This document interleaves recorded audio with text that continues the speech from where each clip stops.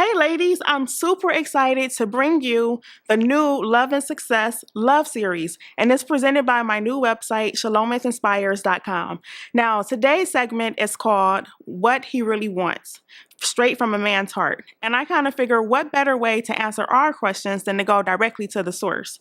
So I hunted down 3 guys who agreed to tell us the whole truth and nothing but the truth.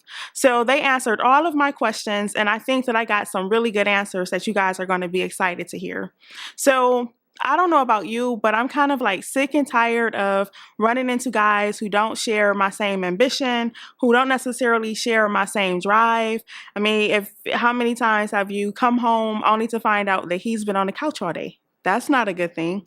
Or what about the guy who you think he's Mr. Right? When you first meet him, everything is perfect. You really believe that you met your soulmate. And then 3 months later, you can't agree on anything. You guys fight all the time and it ends. So what's going on in their heads? I think men are more complicated than they let on to be. So let me introduce you to Philly, Mark, and Ronell. Now, Philly Whedon is an entrepreneur. He's a fitness instructor. Any given time, you can find him whipping people into shape. He really has a passion for fitness, and he's also a playwright, and he's also an author. So I figured, hey, this guy is ambitious. We want to hear what he thinks. Next, we have Mark Matthews. Mark Matthews is known for the Whatnot Bow Tie Company, and he's a fashion guru. So you can find him around town offering his services as a fashion consultant for film projects or fashion shows. And hey, nothing's better than a well-dressed man, right? So we had to have him on the panel. And then last but certainly not least, we have Ronell. Now, Ronell Lee is actually a personal trainer at the gym that I'm a member of. And the reason I chose him is because the level of mental grit and the level of discipline that it takes to achieve what he has achieved physically, I think that kind of carries over into other areas of life. So like if you see a guy and he's in shape, that kind of tells you that he's disciplined or that he's focused. So I'm super excited to bring all of these guys to you, and let's head over to the interview and see what happened. So I'm surrounded by guys who are fitness professionals, playwrights, authors, entrepreneurs, and to me, just understanding the level of commitment, the level of mental grit, the level of fight that it actually takes to have a dream, to follow a vision, that tells me that you have to have those qualities. So in case you were wondering, that's why I chose you.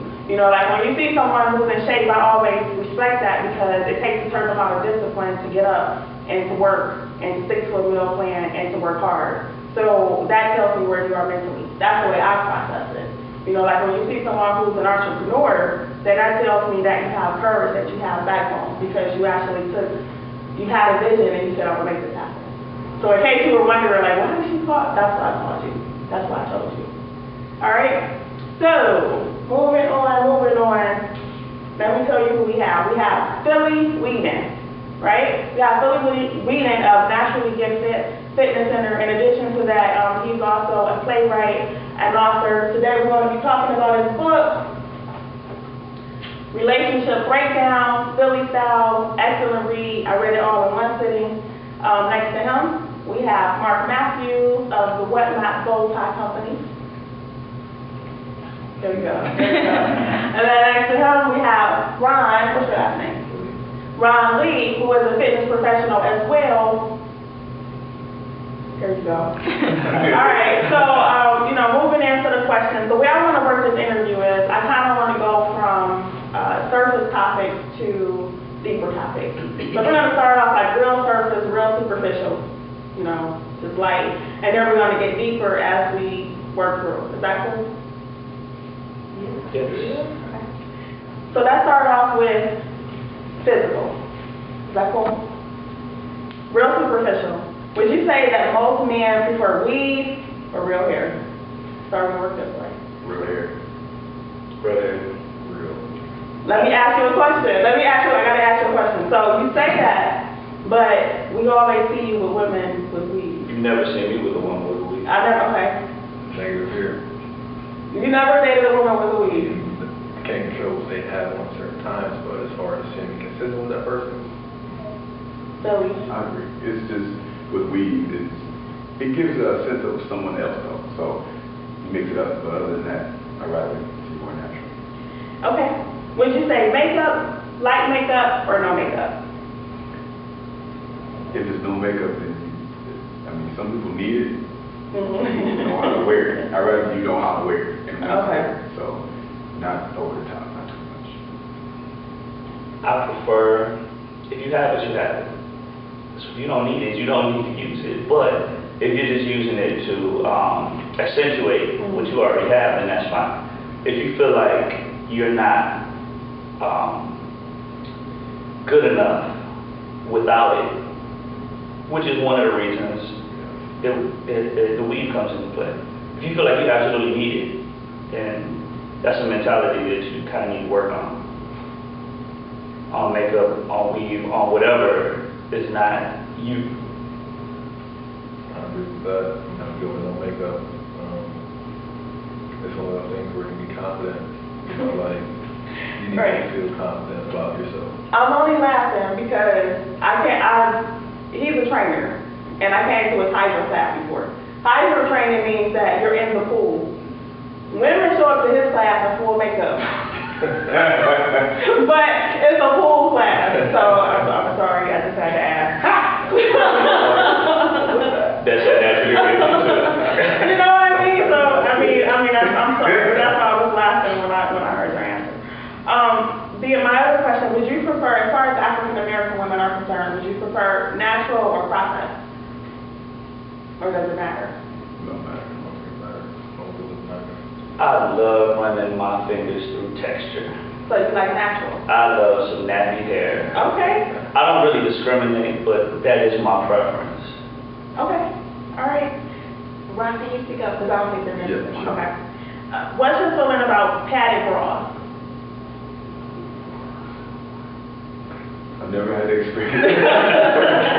So I don't know. Yeah, we don't wear them, so. How do you feel about women who wear padded bras? Oh man, I've never experienced it before, so Okay. I don't know until I come across it. I'll be able to give you. I really don't care. You don't care? Okay. I don't care. Yeah, well, it's one of those things where, I mean, some women, you know, have a smaller chest, you know, embrace it. Now, if they need that padded bra, it's a problem, but if it's just there to kind of go with their shirt or something like that, then that's different. Okay. All right. This is my other question.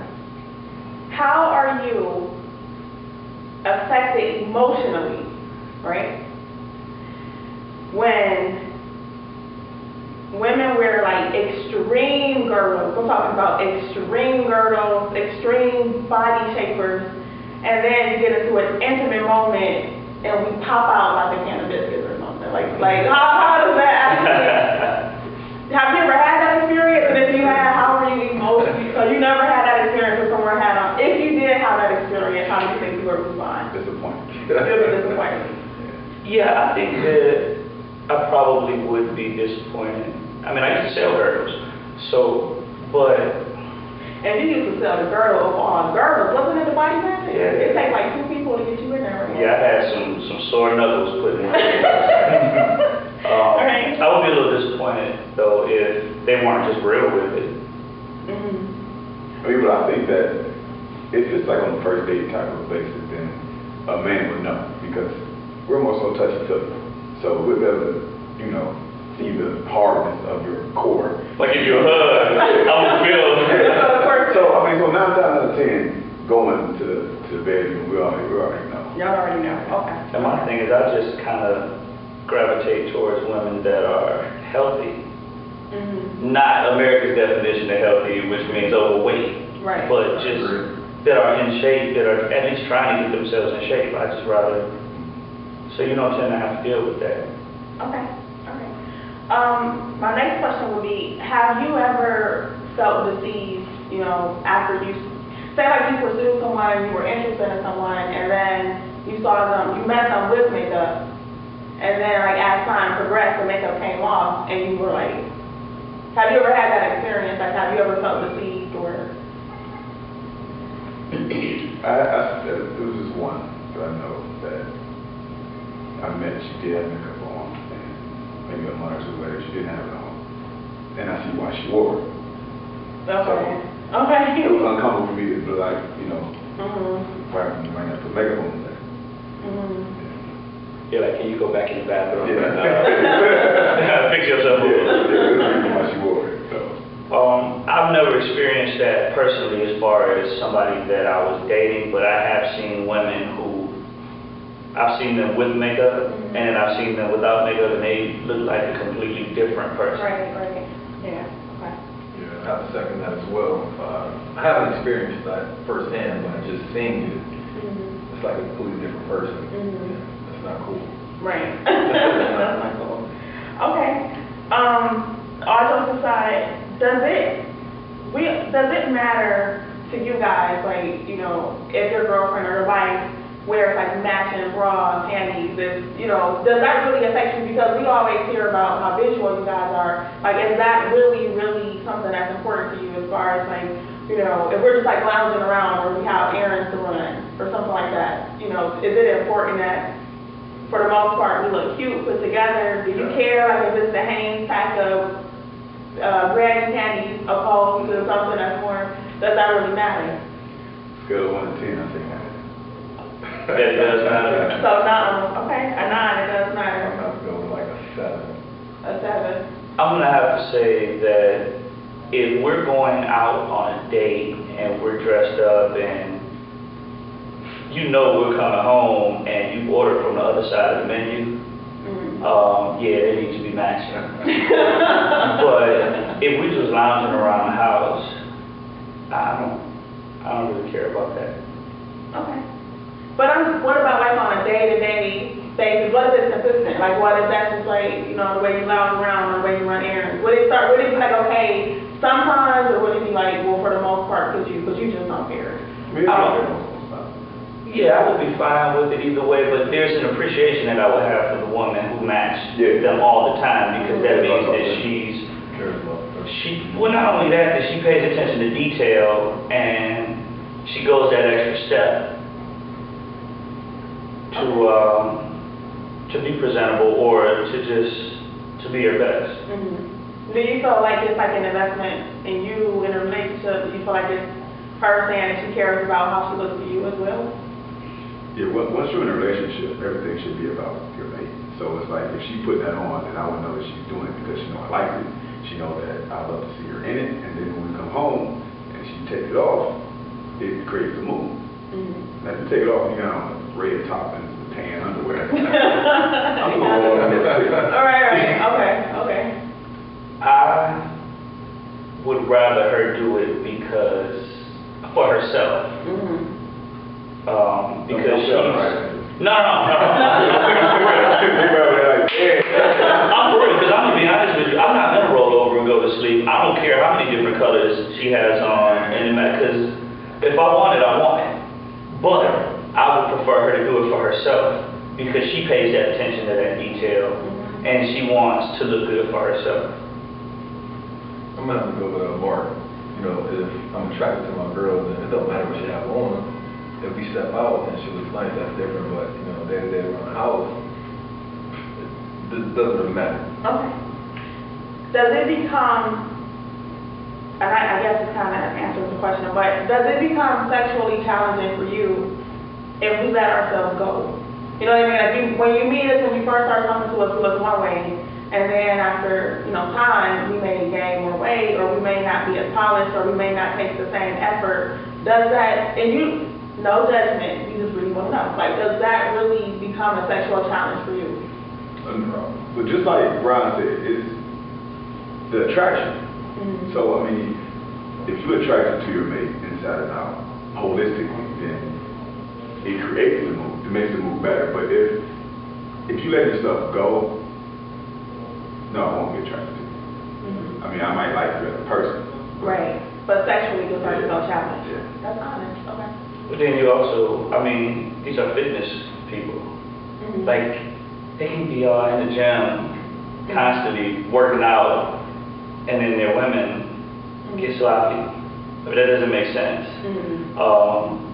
And I feel the same way. Like, if I'm going to spend the time to keep myself together, spend time to keep yourself together too. let's just be healthy together. So it's definitely a problem, because if you let yourself go, I mean, that says something about yourself, as far as the discipline and determination. And if we're professional men and we're determined, our mate needs to be just as determined. So if you let yourself go, it says something. To me, it says something deep about yourself. Okay.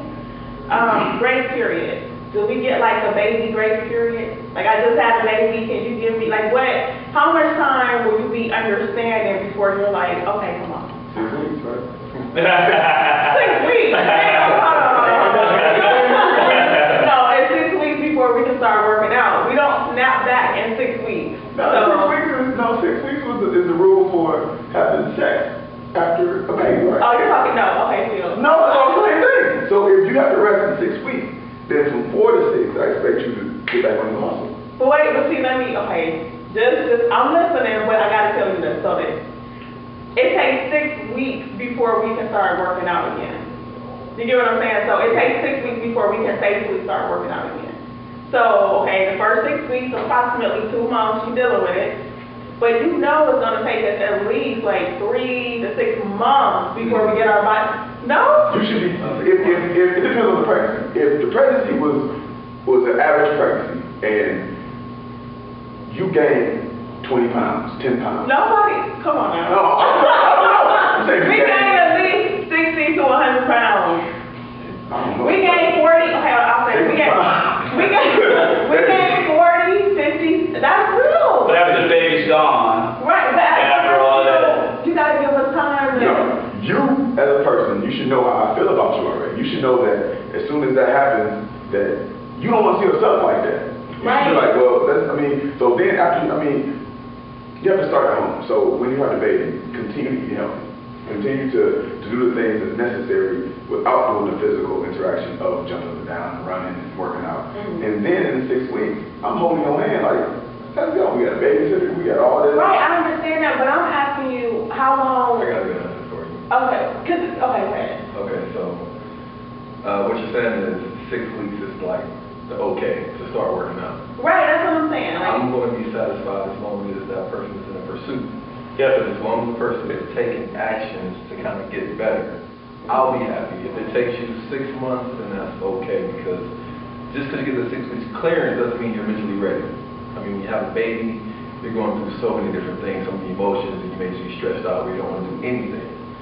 So if you take that first initial step, then I'm happy. but that's right. See, that's when all I'm asking is, okay, I feel what you're saying. Because you're saying, like, look, hustle, work.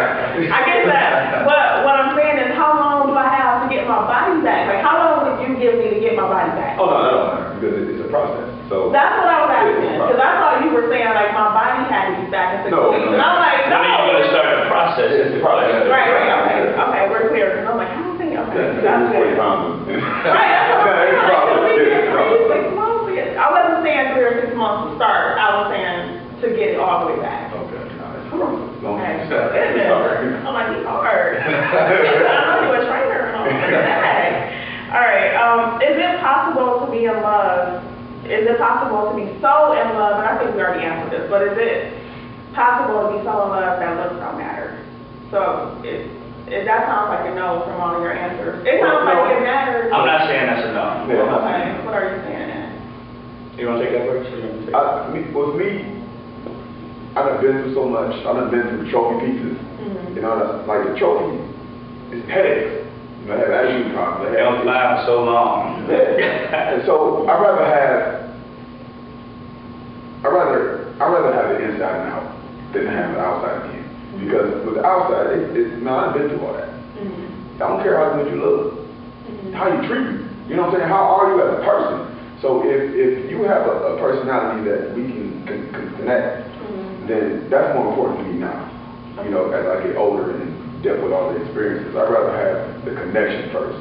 But the looks, I mean, of course it's a checklist. You're not going to be bottom of the pole. You're going to be up there. But you're not going to be on Lisa Ray or whatever. I mean, whoever is like, oh, she ugly. She might be ugly to you. You know what I'm saying? But to you. Yeah. So, I mean, I'd rather have it inside. Yeah, there are really beautiful women as far as their appearance goes that are jerks that make them really ugly. And there are less attractive women that become beautiful because of the way they act, because of their personality. So if we vibe and you treat me right and we have that connection, then you don't have to be drop dead gorgeous. Just be cool. I want to ask you to read the question again. Okay. My question was, is it possible to be so in love that looks don't matter? You like that? I marinate a little bit. So again, it depends. Meaning, like you said, so in love. I could care less about looks. You know, like we ought to realize that the nice-looking people to society are probably the worst in the world. Bad attitudes. But as far as like, let's say, being in love with my mate, and over time they start to, let's say, not care about themselves and they look deteriorate, then I have a problem with that. Okay. But if it's something that's out of their control and something just happens, if I met them and they look the way they look, then that's fine. But if I meet you and you look a certain way, then I'm going to expect you to focus on it. Okay. So I think that kind of answers my next question, but I still got to ask it, because if you want like a little bit, a snippet of, you know, what happens inside of an all-woman, all-girl conversation, we have one question that we got to get an answer to, because we talk about it, we debate about it, we flip out about this, but I think if you kind of answered it but still go into it. Everyone wants to know, why is it that if you are dating someone who you are attracted to, okay, and you know she's attractive by general standards, she pretty much has herself together, and then when we see the person that you leave her for, or we see the person that you cheat on her for, and she is busted, we talking like gutted. We all had that conversation of like, you left me for her? Or, you know what I'm saying? Or we've all had our girlfriends be like, he left me for that? So, come on, what's going on? Please tell us, what are we witnessing? What's happening? First of all, if I cheat on you, it doesn't really have anything to do with the person I'm cheating with. It has to do with the state of our relationship. Okay. There's a void in our relationship that needs to be filled. And when someone cheats, they're just looking to fill that void. Mm-hmm. Now, that person just superficially may fill that void. If you fill that void at home, you don't ever have to worry about somebody going out to cheat. But, okay. Unless that person is just a straight up jerk and it cheats on everybody, then you need to choose wisely. But why? Before you let yourself get But I'm just to that saying, like, why is it so often? I'm telling you, like, a lot of times the other woman is busted. I mean, like, for real. Like, she's really gutted. So in that instance, like, what is that? Is it that? Because maybe she says yes. Okay. We also just said previously that about the looks. Mm-hmm. You know, if that person is busted to you, we may see something that's a highlight about that person. I mean, you got some cats who will come out there and just smash anything, but then, like me myself, there's gonna have to be something that I'm attracted to. Okay. That's why you make that move. So when you say busted, you women may see busted, but we may see. Y'all may see teeth. Some of that is perception through the eyes of jealousy. No, this is genuine busted. Well, a man is not going to cheat to replace. Okay. When women cheat, you all cheat to leave because there's an emotional connection. You have to have an emotional connection to cheat. Men don't. We see something. Okay, I suppose that's another day. There's two components that goes into cheating, which is opportunity and willingness. The opportunity to cheat is always available. You have to want to do it. So if I cheat on you, I'm not cheating on you to replace you or to leave you, because it's just something that's temporary right now. When you all cheat, you're cheating for somebody bigger and better than what we have and who I am. We not doing that because we cool with what we have. I'm cool with you. It's just that right now, I need a break from you. I need to have this 10 minutes of time. Because like you said, it's peace. Like when I cheated when I was married, when I cheated, the person that I cheated with, I did not want to be with her. But when I went over there, she cooked, she had food for me. She didn't talk to me. Like it was all like I was just like, man. She did the stuff that the wives did to get you. In the beginning, yeah. I didn't want to leave her, but I cheated on her. But I mean, if it came down to it, they both stand in front of me like, who would you pick? I would tell her to move. Because I want my wife. In your book too, you talk about the adrenaline rush. Because that was interesting to me. Because you did say in your book that that a lot of times it's just like the adrenaline rush of and the ego boost of knowing you can get away with it too. Sometimes that. Yeah, I mean that's cheating. Period. Cheating is the sense of knowing that you can. I mean, no one wants to cheat to get caught. No one. If I get caught, I'm either going to stop, or I'm either going to try and do it better. 9 times out of 10, no one really stops. It's on hold for now. If I cheat, I'm gonna find better ways to do what I did to not get caught the first time I got caught. Now, I'm not gonna say all. Some people do understand that I should have did that. I'm wrong. Everybody know they're wrong when they're doing it. There's no way out of that. I was wrong when I talked to her. I was wrong when I gave her my number. I was wrong when I went to that place. So it's always steps leading up to it. And as an adult, as a mature adult, you know what you're doing. You know what you're doing. So when you do it, you're like, that's why everybody feel bad that they do it because I shouldn't did it. So if I get caught, it's like, I'm sorry, babe. There's a letter in your book from one of, because you got like letters in the book from friends, from other females who kind of chimed in, and I'm trying to figure out like how to word this because when I read the letter, it was like my heart kind of sunk a little bit because what you just said, you said that for the most part, the cheating doesn't stop, it's just put on hold for a second. And there was a letter from a friend who talked about how she found out that, I can't remember if it was her husband or her boyfriend, but she found out that he was cheating. And she called off the relationship, I don't know if you remember what letter I'm talking about, but she called off the relationship, and then he like fought, and he begged, and he pleaded, and he did everything to get her back together, and the resolution of the letter was that she went back because she could tell he was really sorry. And when I read that, I was kind of like, you know what I mean? It was kind of like, I felt a little bit unsettled about it just because I've been in a relationship before, even though it was like, I was young, it really don't matter. But I'm just saying, what it taught me is that, and I caught somebody cheating, right? And even, I'm talking, I was super young, but it's still, like how those experiences that teach you something. I'll tell you what happened. We were going to like a corner store, when you're younger, teenagers go to the corner store. And a girl came up, and she said, she was like, who is that? You're her. And she basically called him out and said that he had been caught. So now the three of us are standing there. He never ceased to lie about it. Let me tell you how far he went. So it was like, okay, she's here, I'm looking at her. You understand what I'm saying? The girl lives around the corner, so we walked around the corner. He's like, he was like jumping up and down. It was like real dramatic. Oh, she's lying. I'm not cheating. We walked around the corner. And then he's like, I can prove, he actually took me to her house to prove that he wasn't cheating, but he was.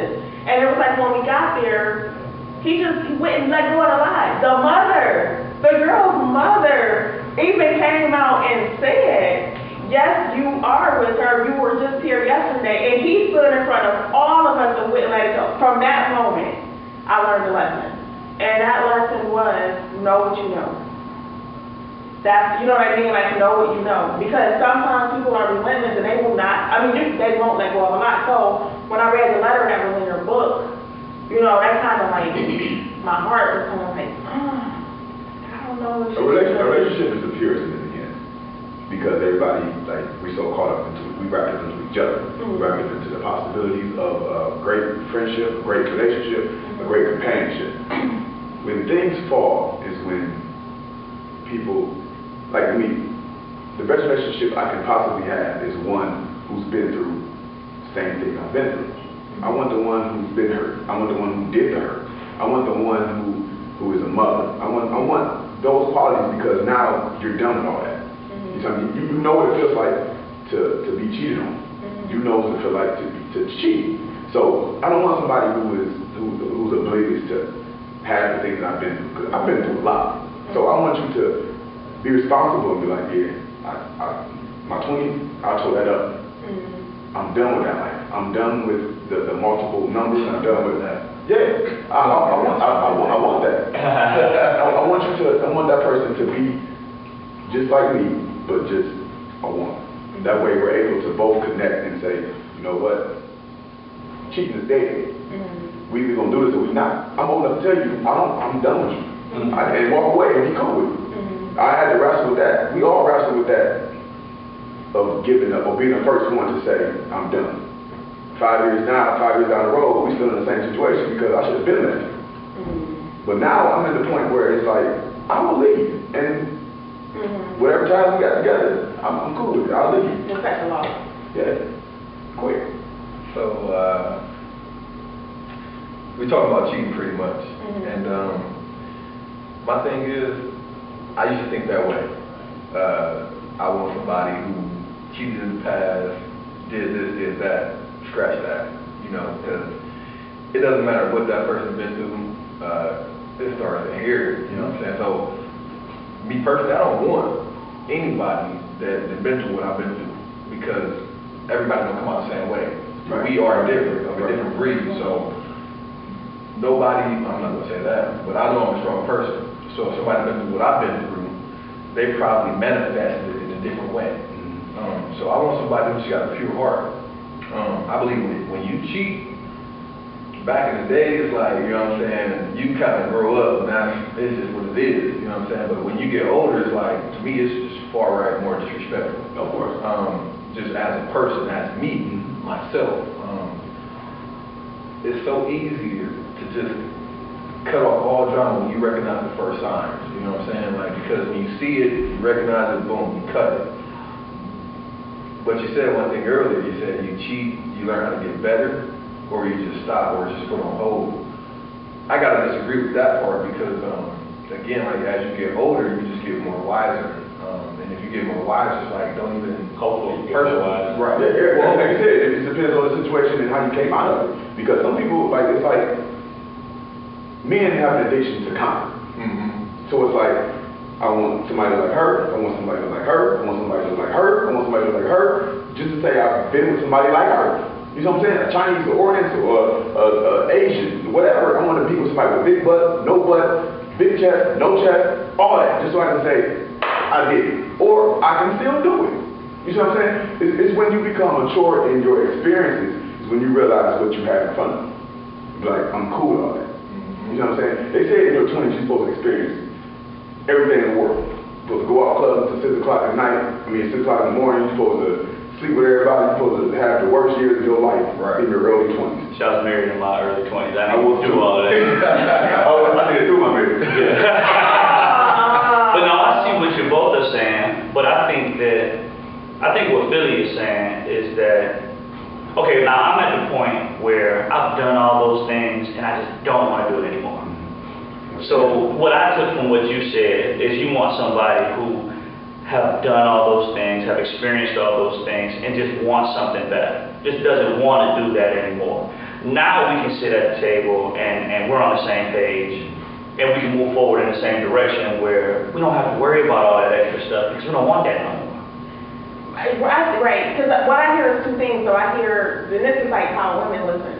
So, you know what I mean? When I hear you say what you say, I hear you saying that I want someone else who is all out of your system as well. Or, or just someone that doesn't want it. Or just doesn't want it. And I think what he's saying is that whether it's all out of your system or not, if you have a good heart, you may not have had to necessarily go through that experience, but you just aren't that type of person.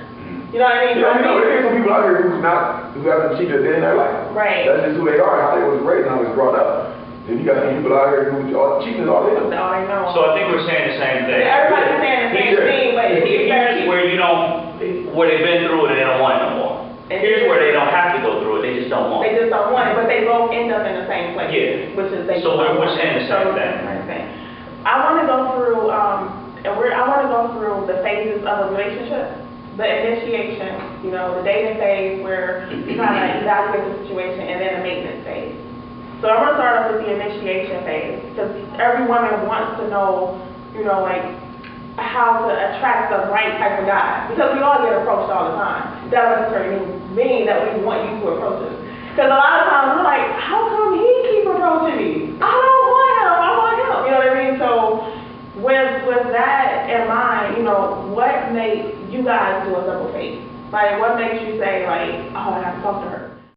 Okay, ladies, so what do you think? If you're like me, then you were totally blown away by their answers, but grateful for their honesty. But guess what? It gets even deeper because there's a part 2 to this series, and you definitely don't want to miss that. So make sure you follow on Instagram and Facebook at Shelomith Inspires so that you find out when the second post is online.